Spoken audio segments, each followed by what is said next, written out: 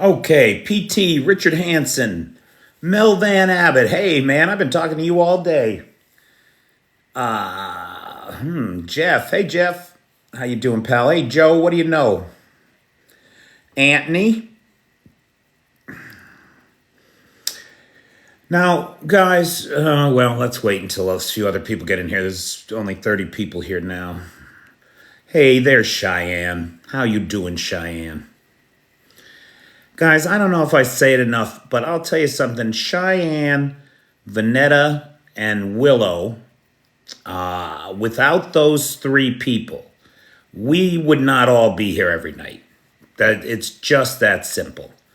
Everything that has proceeded since August is only because of them.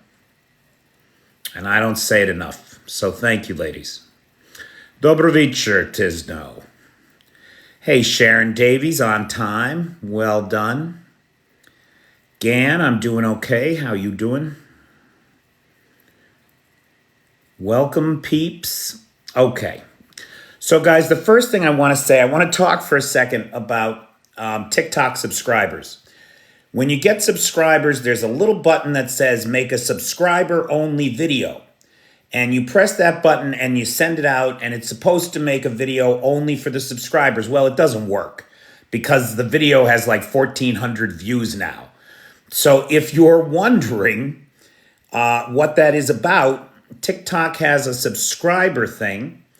And if you subscribe to this channel, one of the benefits starting on Sunday is that there will be a special live at 5 every Sunday that's subscriber only. Now, right now, I have 22 subscribers, right? So whoever shows up, it'll just be like one-on-ones, me and you, talking about whatever. And whatever the news of the weekend is, you'll get it on Sunday, so 24 hours before everybody else gets it on Monday.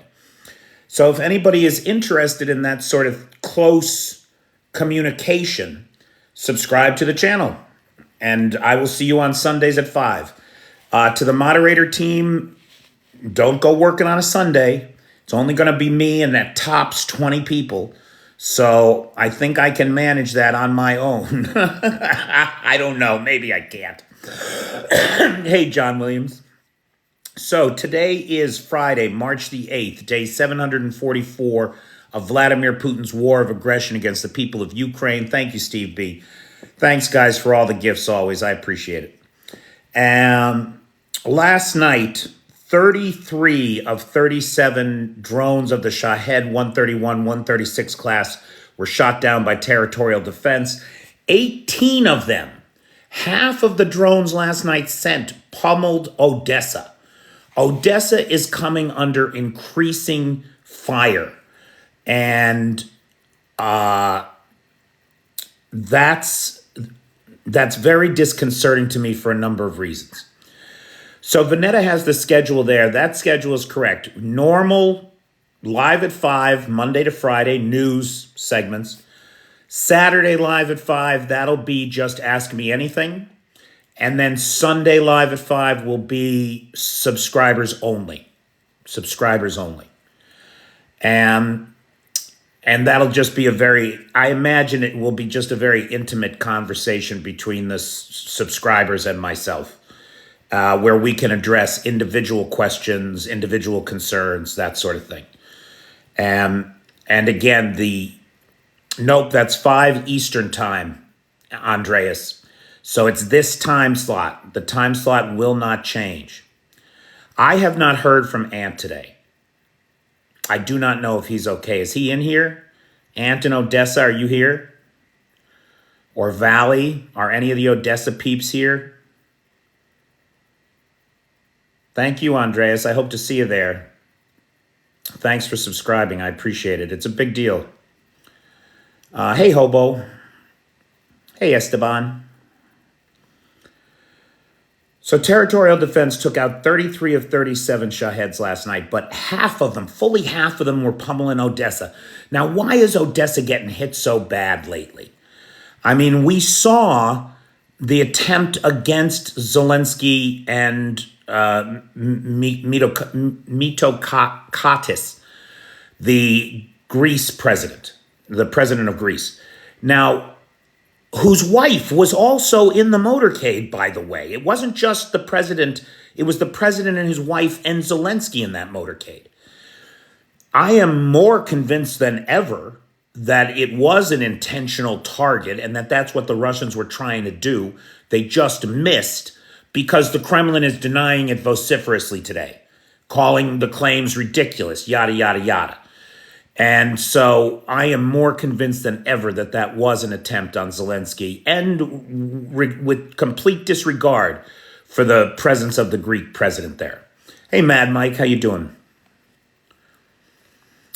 Kent, thanks for subscribing. That's great, man. I'll see you on Sundays at 5 Eastern Time. That's midnight in Kyiv, 10 in London, 10 p.m. in London, 5 in New York, and 2 in L.A. Hey, thanks. Yeehaw. And it's early in the morning in Australia. Is Life by Design here? She can tell us what time it is in Australia. Jason Willis Starrin is the sponsor of tonight's live. If anybody sees Jason Willis Starrin, tell him hello. Atlanta is New York time, right? So 5 p.m. in Atlanta. Hey, Bobby, how you doing? Helsinki, I don't know. Is Helsinki Central European time or Eastern European time? Eastern European time, right? So midnight, same as it is right now. Hey, Allie. Allie, I don't know if you heard. I think you just came in. We're going to do a subscriber-only live at 5 on Sundays. So this time on Sundays for any subscribers that want to join me for a quiet conversation, just us. And it'll probably be a half an hour unless we really have something to talk about is what I'm thinking, because I don't expect many people there. Okay, so that's the subscriber stuff. That's the attacks. The attacks on Odessa are disconcerting to me because my concern is that with this ploy from Transnistria, maybe I'm wrong. Maybe the Russians are looking to open up a second front, despite all reason, because God knows they have not been driven by reason in this thing. How they would supply it there, how they would get people there, how they would get machines and equipment there, I don't know. But it's worrisome that the way they're pummeling Odessa looks like the way they pummel everywhere before they go in. Hey, there's Jason Willis Starrin. Everybody thank Jason as the sponsor of tonight's live. Sure do appreciate you, Jay. Forget about it. It's on Jersey time. It's 5 in Jersey. That's what you got to know. That's the only thing that matters. Right, Joe? Joe knows. Ask Joe. Joe knows. Forget about it, hey.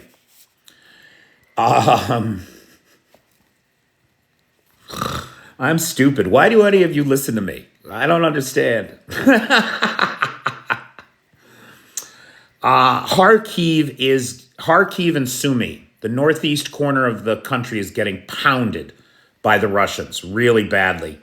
It appears that the Russians are assembling men and machines for a large push from the northeast in toward Kupiansk and then on to Kharkiv. If that is true, if that is what they are planning, it would explain, again, just like my concerns around Odessa being shelled and hit the way that it is. Hey, Bjorn, welcome to NATO. That they're preparing the area for that invasion, for that push through. There are mandatory evacuations of all citizens, including 1,000 children from 57 settlements, plus 18 villages on the northeast and southwest of Kharkiv. 28,000 Ukrainians have already been evacuated from their homes since January 1st in that area. It's a bad situation up there. It's a real bad situation.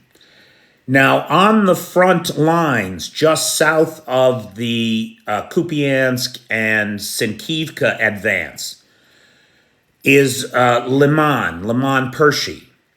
And in that area yesterday, or I'm sorry, no, 2 days ago, it was reported that the Russians attacked on those Chinese ATVs, those kind of golf carts that have no armor, no windows, no protection of any kind. And they're the Desert Crosser 1000-3 model is what they use. And like I say, no armor, no windows, nothing to protect them at all. They get blasted. Hey, Brian, they get blasted by cluster munitions and drone strikes, and everybody in them is torn apart. It's a massacre. It's a massacre. It's unbelievable to me. Absolutely unbelievable. Explosions in the temporarily occupied territories were reported today in Tokmak and Melitopol.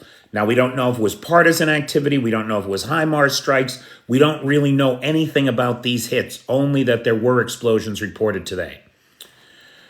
Yep, Loki, I'm getting there, pal. Give me 1 minute.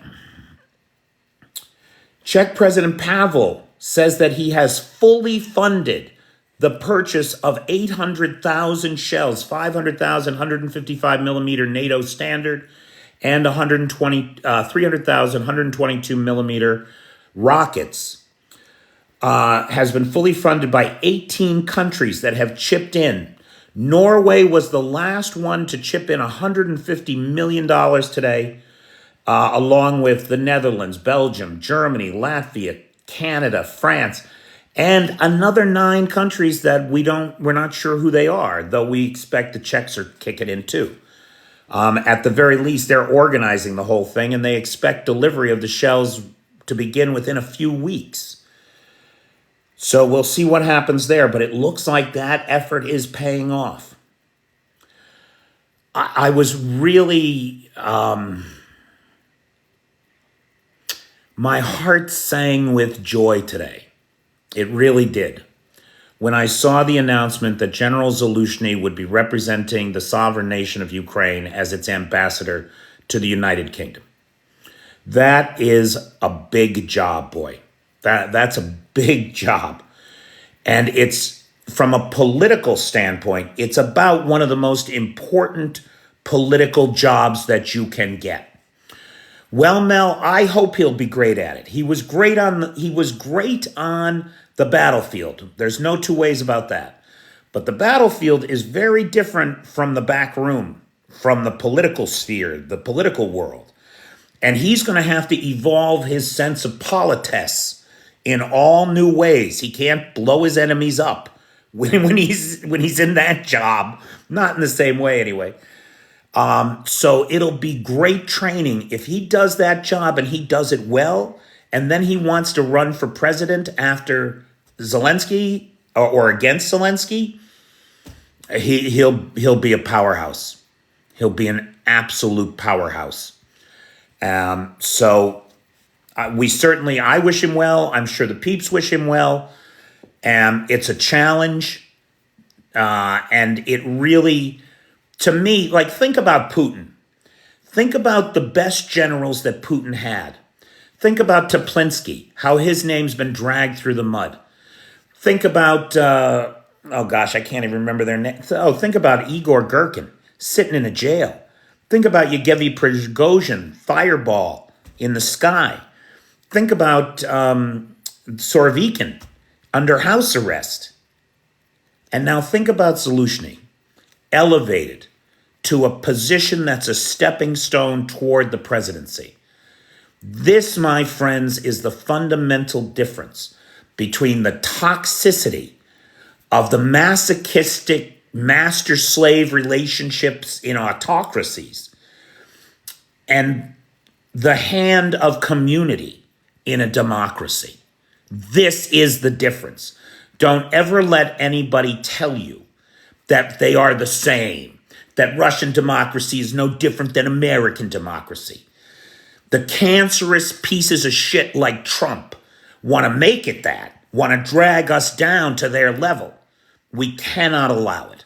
We cannot allow it. And where's Gerasimov? Well, Gerasimov and Sokolov, I think we know where they are.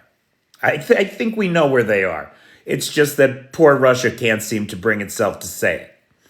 Just can't bring itself to say it. Thank you, Esteban. I appreciate it. Thank you, Loki. Ukraine. When Richie Sunak was last here, the UK announced $200 million in drones for the Ukrainian armed forces. They have upped that ante. They found another 125, I'm sorry, did I say dollars, pounds? Another 125 million pounds for drones. So the total now is 325 million pounds in drones made of Sheffield steel, baby. They're coming out of Sheffield. And of the 10,000 drones, they will be in an assortment of first-person view drones, attack drones, and reconnaissance drones. And that's another, now 10,000 drones, that's been about what Ukraine goes through in a month. Now, of course, those are the lighter, smaller, drone drop munitions, one-way flight kind of drones. But we'll see. This looks like a nice assortment of high-end drones that will be very valuable, I think, to the Ukrainians. Another 10 armored vehicles were destroyed in another failed attack on Novomykolivka. So the Russians keep doing the same thing. They're driving north through those open fields, and the Ukrainians are just waiting till they're in range and then just blowing them to hell. And they just keep doing it.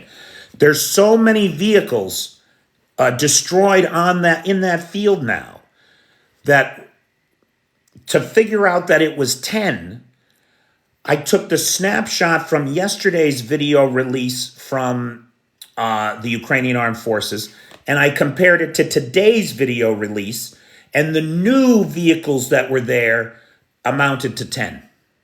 That's the only way that I could figure it out. I mean, it's just a killing field. There is a lot of talk about the frozen Russian assets these days.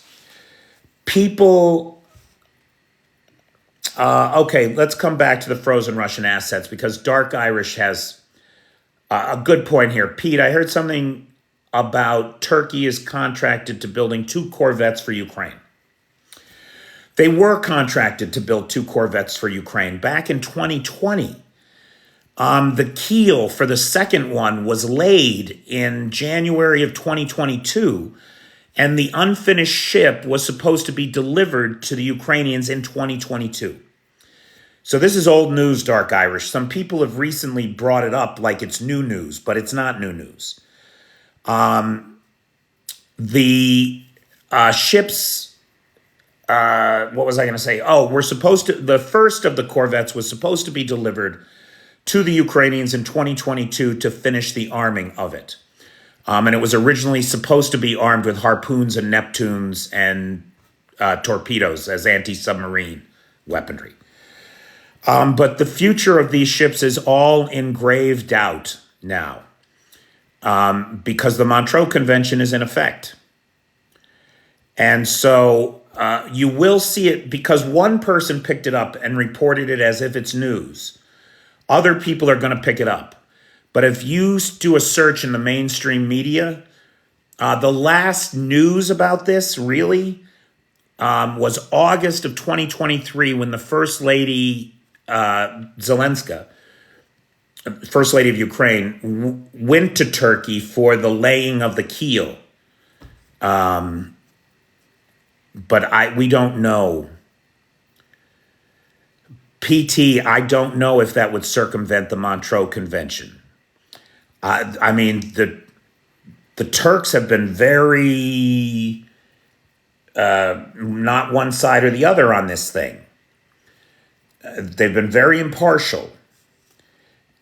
And the fact that the first of the corvettes was supposed to be delivered in 2022 and it wasn't, I mean, it seems to me that they're taking the Montreux Convention very seriously. So be aware of that, guys, if you see it. Darlene is saying Zelensky was in Turkey and saw the 2 ships today. Maybe something's changing. As soon as it does, I will be happy to tell you about it. But at this juncture, the future of those ships is very uncertain. Nightshade's listening to us in the car. Nightshade, you're on the wrong side of the road.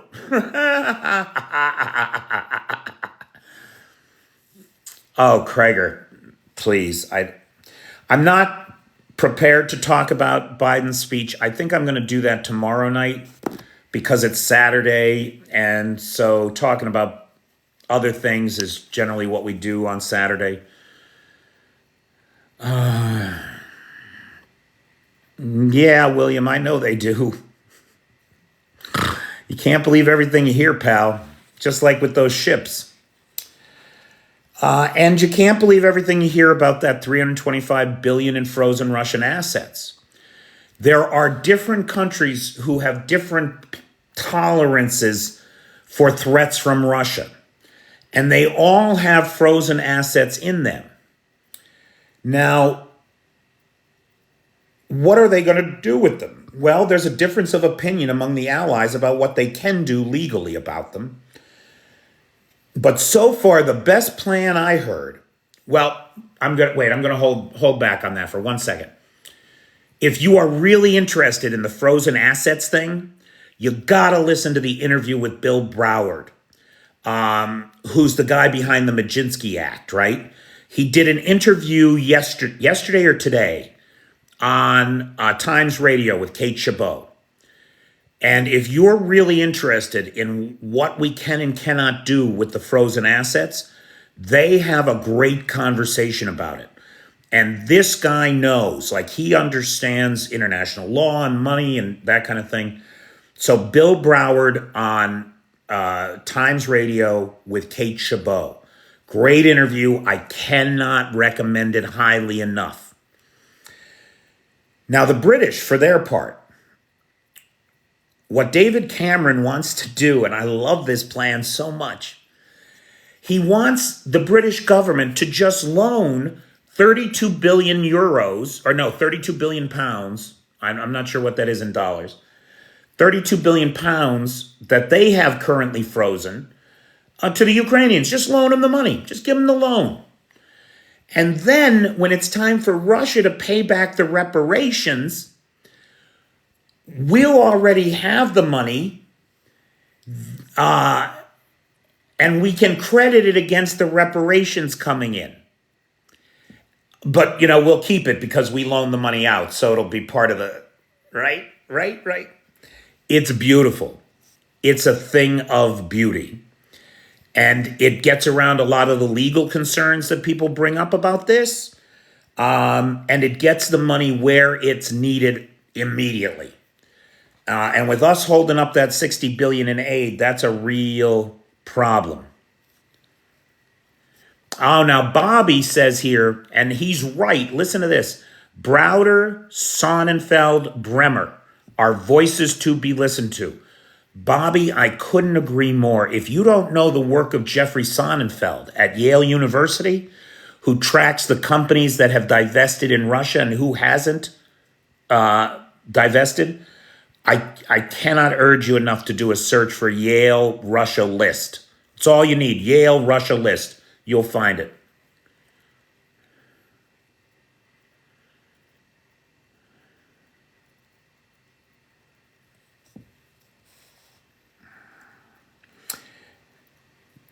The country of India has arrested 35 people of various ethnicities, but all working for Russia, in a human trafficking ring. They convince these young Indian men that they're going to go to Russia to become cleaners or guards or chauffeurs. And then when they arrive in Russia, they have their passports confiscated. They're put in a uniform, handed a gun, and sent to basic training. If they even get sent to basic training, I don't know. So India becomes the latest in a series of nations to uncover and prosecute the inhuman trafficking that Russia is doing in innocent civilians for the purposes of of fueling the meat grinder in Ukraine. And this is why they don't care about losses. This is why they give them golf carts and send them in. This is why they do not give a fuck. Because these people aren't even human to them, let alone Russian. Congratulations to Sweden. Sweden became the 32nd nation to enter the North Atlantic Treaty Alliance today, or yesterday. Guys, I want to mention this, and of course we talked last night about all the great, or some of the great reasons why it's great for us to have Sweden on our side. And I mentioned in last night's live that joining NATO was the end of 200 years of neutrality for Sweden. And when I posted the video about that today, the trolls were all over me. Hey, Music Man, how you doing, pal? The trolls were all over me for saying that Sweden had been neutral. They insisted that what was important was that Sweden was non-aligned, not neutral, that it was a big difference. I want to let everybody know, if you see anybody talking about Sweden was non-aligned, not neutral, they are either a dupe of Russian propaganda or a Russian propagandist. They're fucking idiots who apparently don't know how to look up what words mean or a map of what the aligned and non-aligned countries were. In the first place, Sweden was never even non-aligned. They were not among those nations. They were neutral, always. The second thing is, what does it mean to be non-aligned? It means you're neutral. It's just in a particular conflict. And that conflict was the Cold War.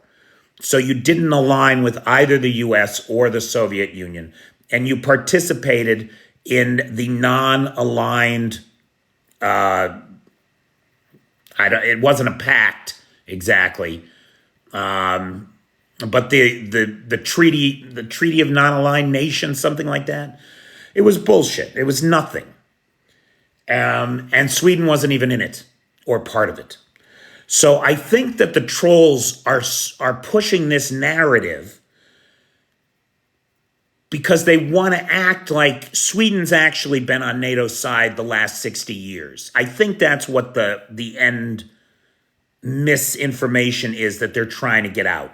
That it doesn't matter that Sweden's in NATO because really they've been on NATO's side for 60 years or some bullshit. Like, I don't know. But it's like those guys, you ever talk to those guys who they're like, oh, America's not a democracy, it's a constitutional republic.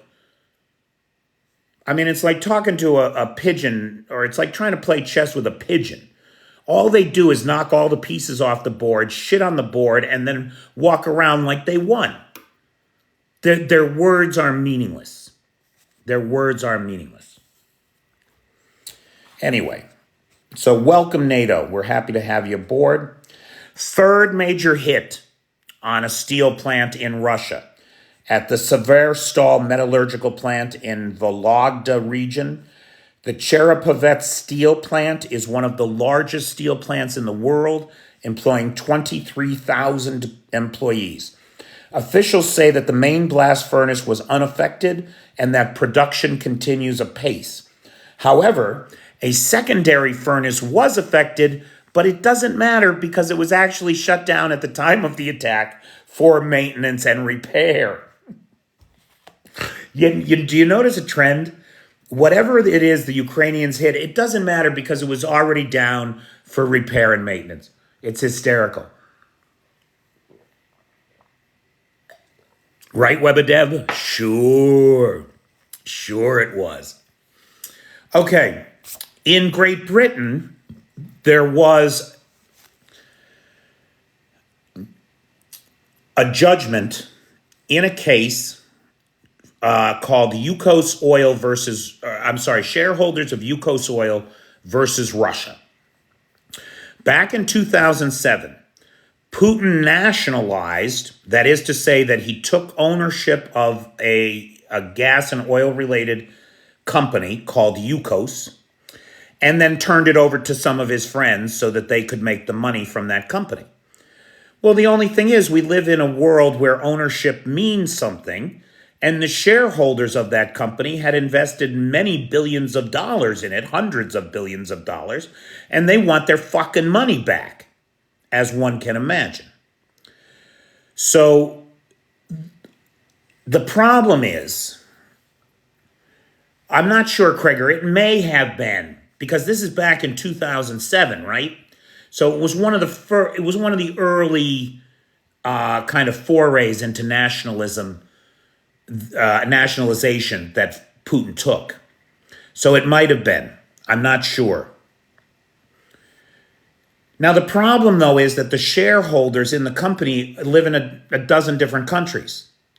So every country is handling this differently. There have been trials in The Hague about it. U.S. shareholders are standing around with their hands in their pockets. I'm not sure what they're doing. But the British have pushed this through the court system for 17 years. And today the judge said, that's your money, shareholders. And under UK law, Russian assets in the UK can be sold. So if the Russians have property, now non-ambassadorial property clearly, but property in London, all those flats can be sold to pay this debt. Now the Russians, of course, are going to appeal it. But I'm not sure what their appeal options, because from here they have to go to an international court. So depending on what happens next, the shareholders, after 17 years of waiting, might finally be getting some justice, or they might be looking at another 10 years in the court system. It's awfully hard to tell. Awfully hard. Last thing I got here, guys.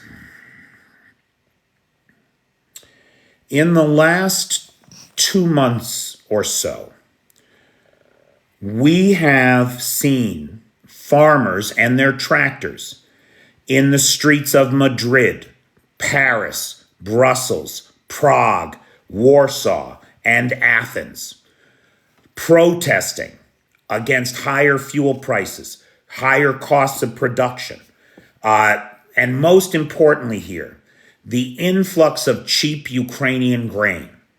Well, cheap foreign grain at first, and then increasingly the cry was, Ukraine, it's Ukraine's fault, Ukraine, it's Ukraine's fault. Now here's the thing. These protests have gotten increasingly violent. We've seen the police clash with protesters in Spain and in Athens. Hey, Dave Hayes, how you doing, Doc? We have seen the police clash with protesters in Spain and in Athens. In Brussels and Prague, the farmers brought manure spreaders and sprayed the crowd and the police with manure. They piled bunches of tires in the street, covered them in hay, and lit them on fire. In Brussels, the tractors actually forced their way through the police barricades and chased the police down the road. And in Warsaw this weekend, the violence reached a peak with mass arrests, mass protests, water cannon deployed against the crowd, tear gas deployed against the crowd, those kinds of crowd control mechanisms. Donald Tusk rightfully said that because the farmers have legitimate complaints, and Donald Tusk said we must distinguish between the legitimate and legal protests of the farmers and their legitimate complaints, and the hooligans and provocateurs who seek to exploit these events for their own political gain. Now, this is important. Understanding this distinction is critical because family farms, small farms around the world are under the same kind of pressures as we transition to these agribusiness economies of scale, high-tech farms. And the small generational farms are being squeezed out of existence. And it's a problem. It's a real problem if your neighbor, who you import a lot of your food from, suddenly is at war or their government collapses, and now all of a sudden you're looking for your farmers to feed your people and there aren't any. That's a problem. So Donald Tusk made this distinction between the farmers and their legitimate concerns and the hooligans and provocateurs. He stopped short of saying that the provocateurs were working for Russia. But I'm convinced they are. In fact, there appears to be some evidence for that today, but I haven't had a chance to review it. For those regular listeners of this channel, you know I've been saying this for weeks, that the Russian fingerprints are all over these farmer trucker protests, that it looks just like the ones we saw in the US and in Canada 4 years ago. And we know that those were driven by Russian disinformation.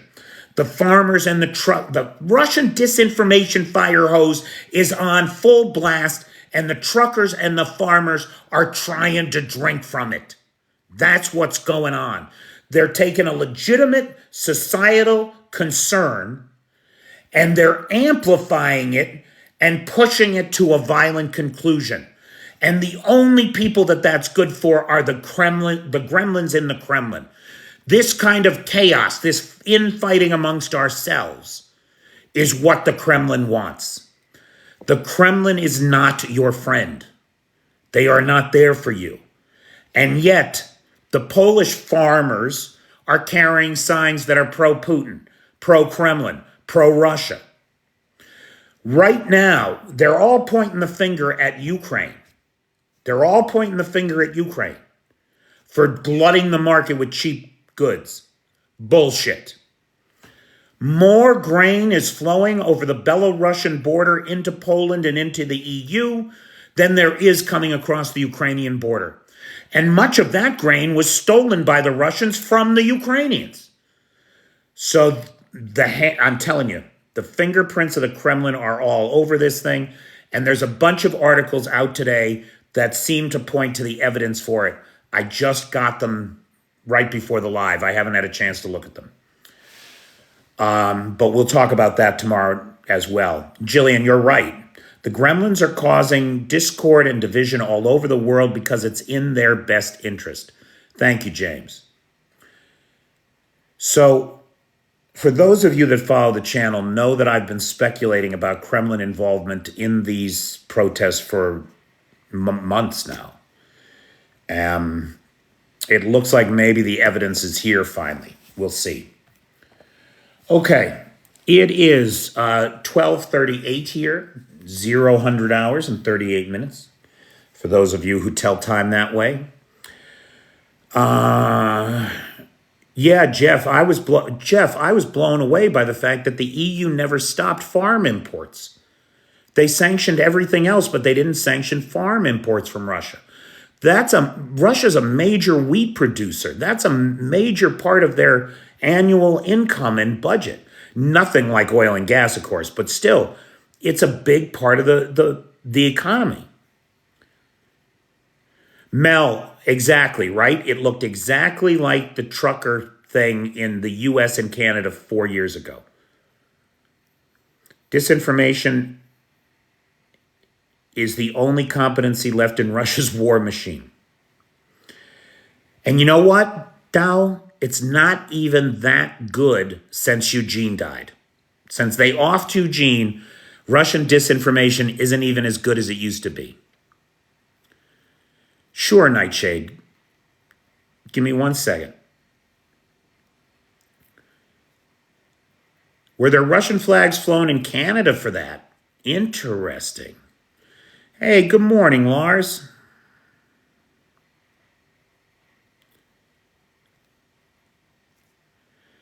Okay. So Nightshade would like me to review the Turkish ship thing. So Nightshade, the Turkish ship, the Turks building the 2 corvettes for the Ukrainian Navy is not new news. It's old news, pal. Those ships were contracted in 2020. The first of them was supposed to be delivered in 2022, but the Montreux Convention went into effect. So the future of these contracts is very uncertain.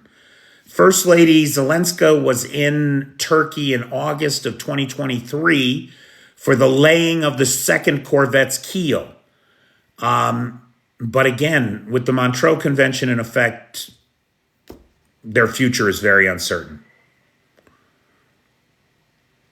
And that's what's happening with the ships. I guess that basically the job is done.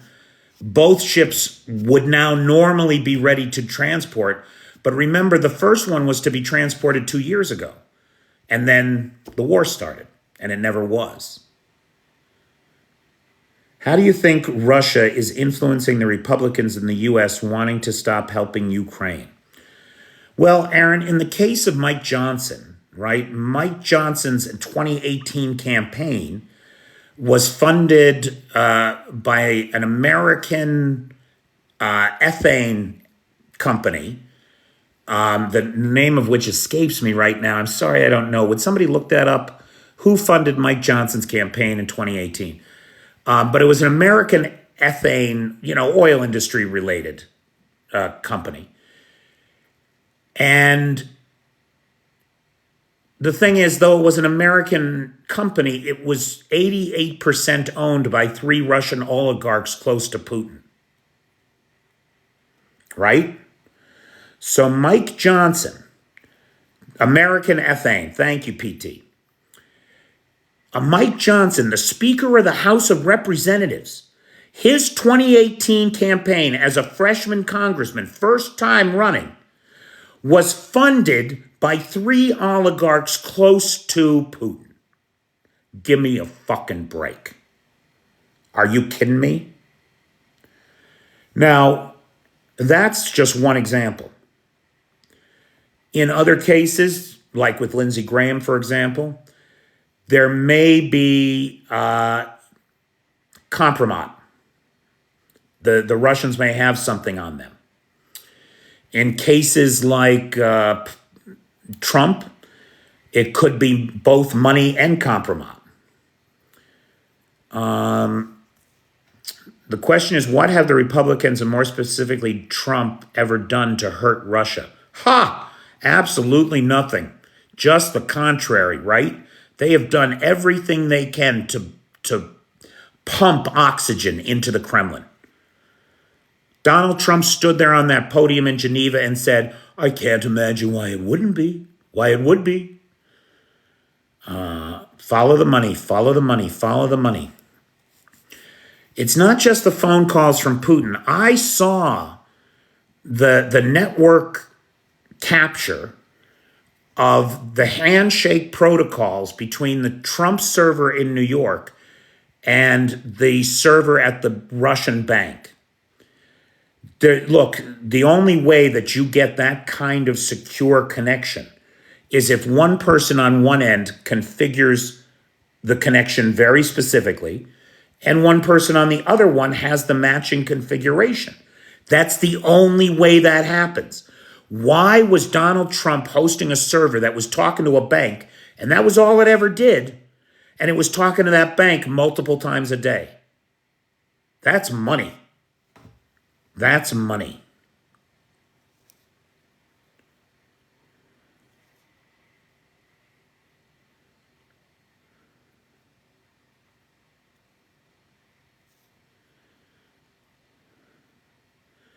Mitch McConnell, Rand Paul, Tom Cotton, they all took money from the oligarchs.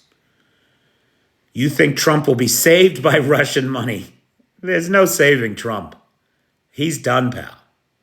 It doesn't matter how much fucking money there is in the world. No, Trump is done.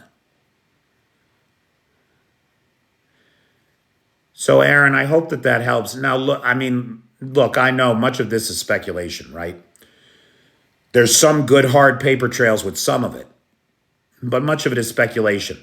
Well, that's how the Russians operate, in the shadows. And it's about time that we turn some fucking lights on.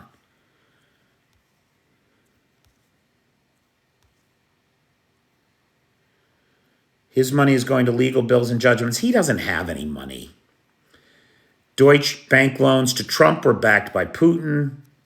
Now, see, Mike, I don't know that we know that. I think that it's suspected. Konstantin Nikolaev was chief shareholder of a methane. Yes, Paul, that's right. That's one of the names. Konstantin Nikolaev, chief shareholder of American Ethane, top Putin ally.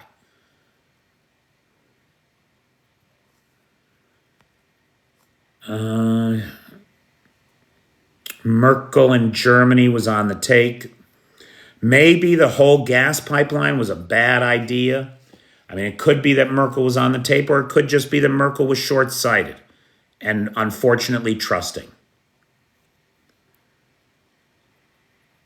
Read Dark Towers by David Enrich. I tried to get through Stephen King's Dark Tower series. It was not good. I couldn't do it. Trump raised $91 million for his bond. What? How pathetic is that? I mean, stealing from poor people to use their money to satisfy your legal... it makes me sick. I literally just throw up in my mouth a little. Hey, PH. Oh, Goonerman, Trump can't win. Oh, I got to do a video about that, actually. I have a video planned for that. I just haven't had a chance to do it. He didn't raise it. He was bonded. What does that mean, Gramming06? What does that mean? Federal insurance company posted the bond? What does that mean, Dave?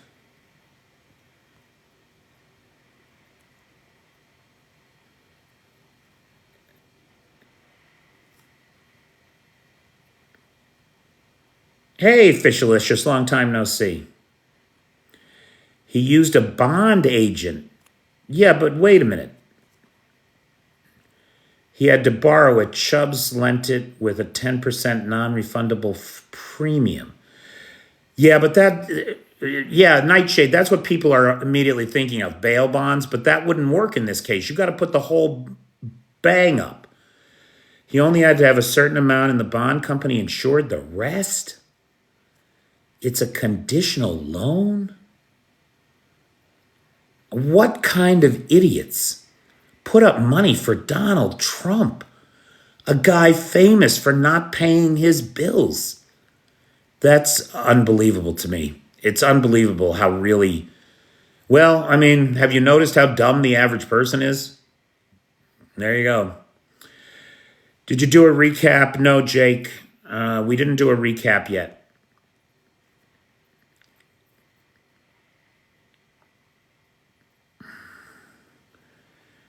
Yeah, Dave, I guess so.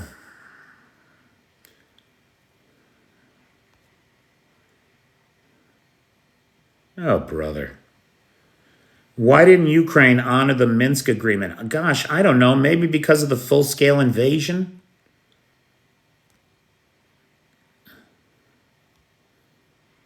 You got to be kidding me.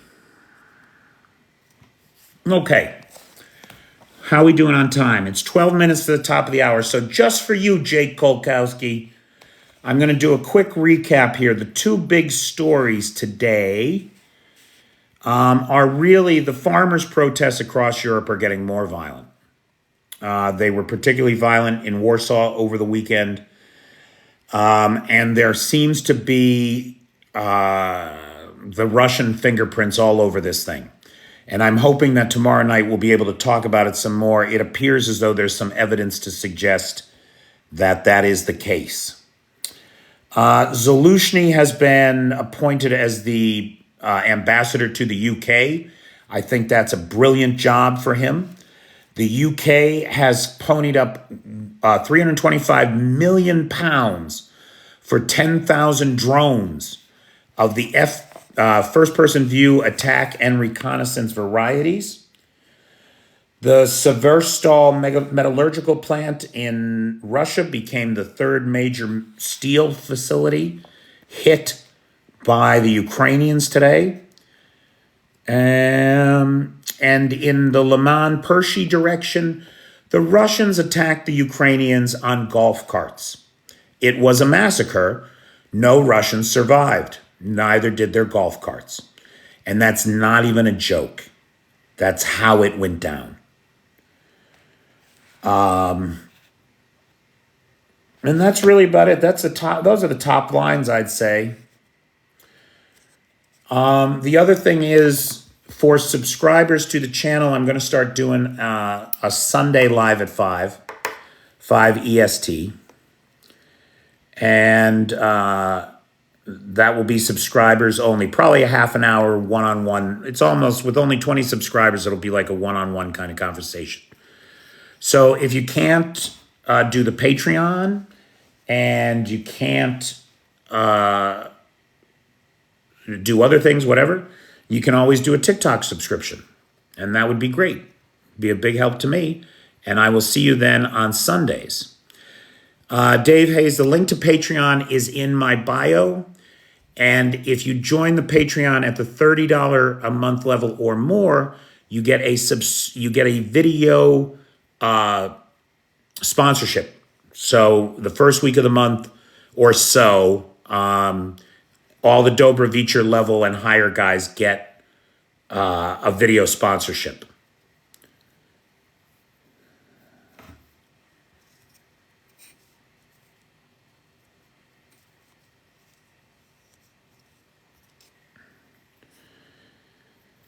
What about do Discord auctions of nice things in Kyiv, like ornaments and small things? Web dev, I'm sorry, I can't bring myself to do it.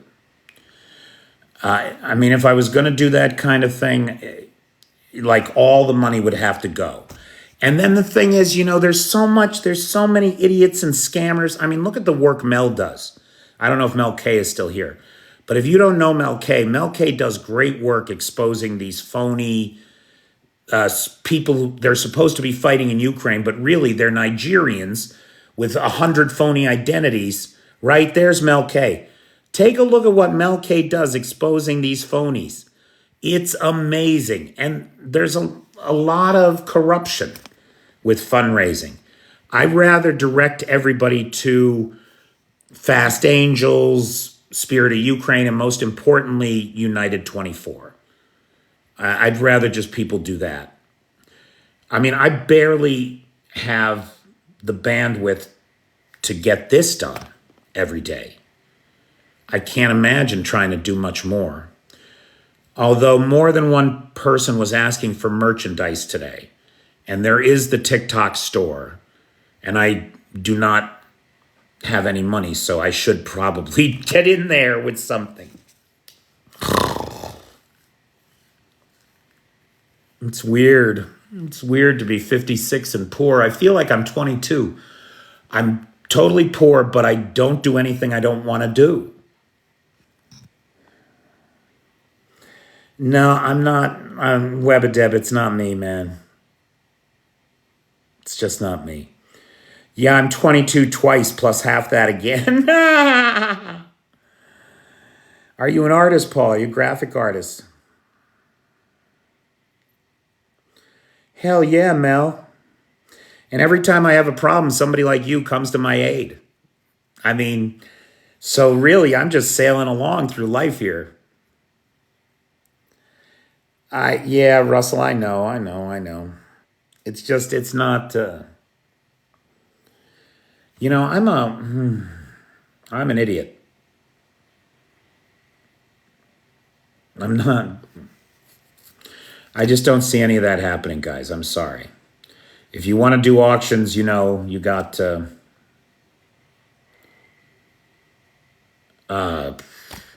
everybody else does them.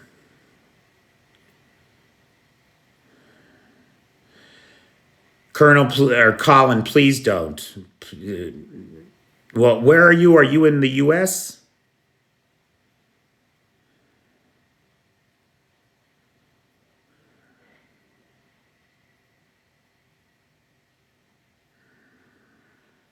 I mean, it really doesn't matter.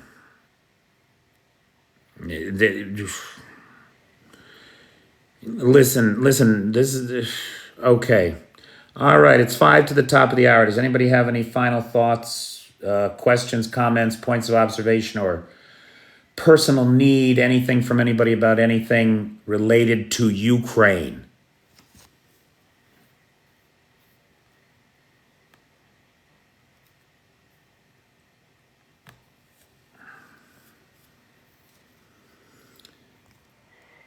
Thank you, Bobby.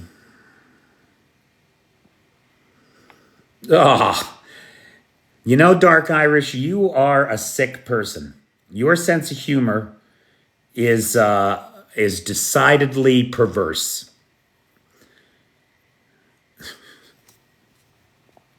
You a Monty Python fan? I bet you're a big Monty Python fan.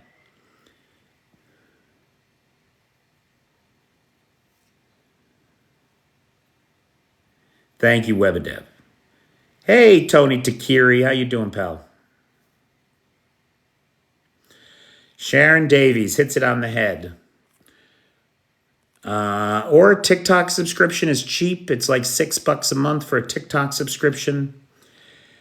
You can choose your level on the Patreon. Thanks for pinning that up there. I really appreciate it. You know what nobody sent me in a long time is a czar crown. Because I am in a former Soviet republic, there is a czar crown that you can send me. I do like getting the czar crown, I gotta tell you. It's a fucked up thing, I know, but it's true. You like Monty Python, huh? Whenever life gets you down, Miss Brown, and things seem hard or tough, and people are stupid, obnoxious, or daft, and you feel that you've had quite enough,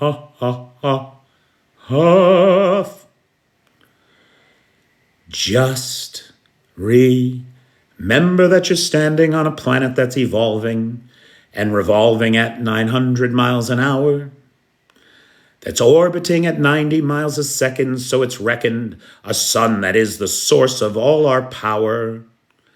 The sun and you and me and all the stars that we can see are moving at 1,000,000 miles a day in an outer spiral arm at 40,000 miles an hour of the galaxy we call the Milky Way.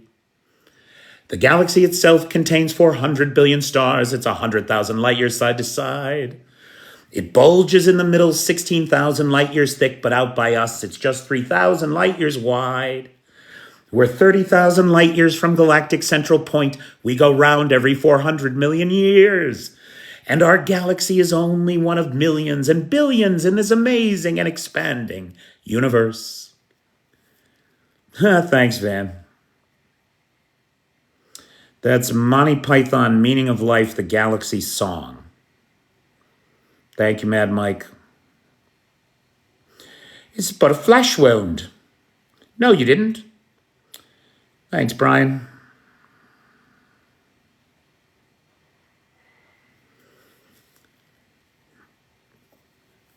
Hey, Jenna, how you doing? Nice to see you in here. Thanks, Calvin.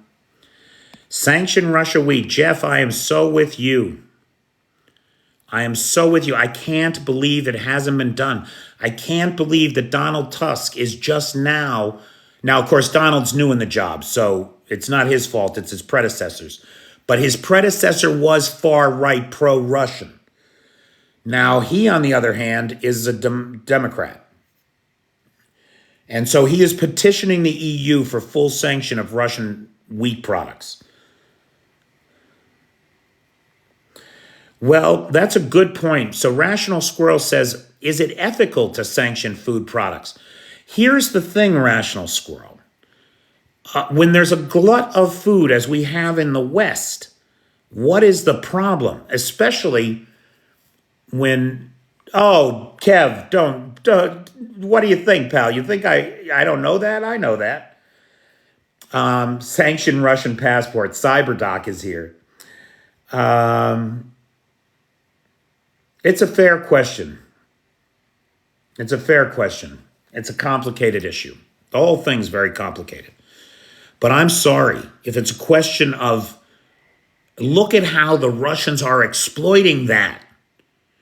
You know, we have these ethical concerns. We have these red lines. And what do the fucking Russians do? They turn them against us. Can't be allowed. Can't be allowed.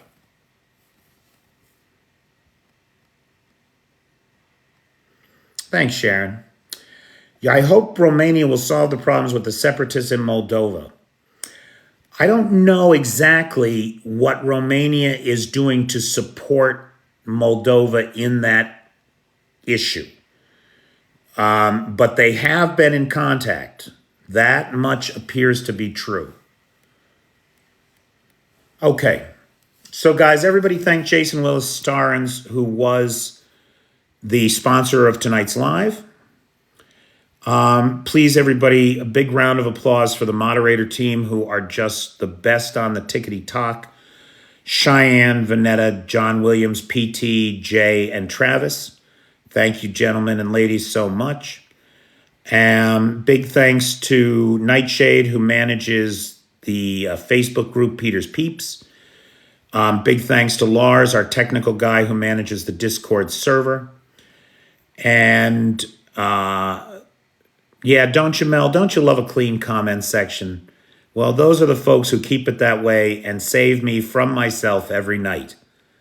Because I don't have the kind of politesse that Zolushny will need to have to be successful in his job. That's for sure. So, guys, tomorrow, there's no more, I'm dropping the 10 a.m. coffee clutch. It's always poorly attended. I'm gonna go with live at 5 every day, and so tomorrow there will be a live at 5, but I will not have a prepared news, thing. Instead, I'll just answer any questions and we'll talk about whatever. And maybe, Dark Irish, I'll sing. Because it's my fucking show.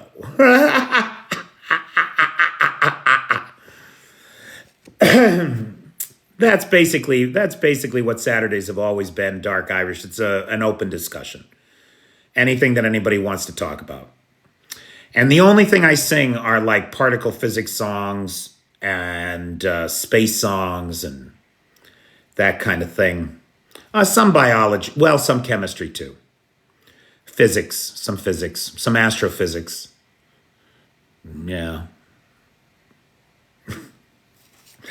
All right, kiddies. Thank you all so much. I really appreciate all you being here for me, and I want you to know I'm going to be here for you, bringing you all the latest and greatest happenings on the ground here in Kyiv. Make it a great day, everybody. Oh, Esteban, love that song. I know all 3 verses, baby.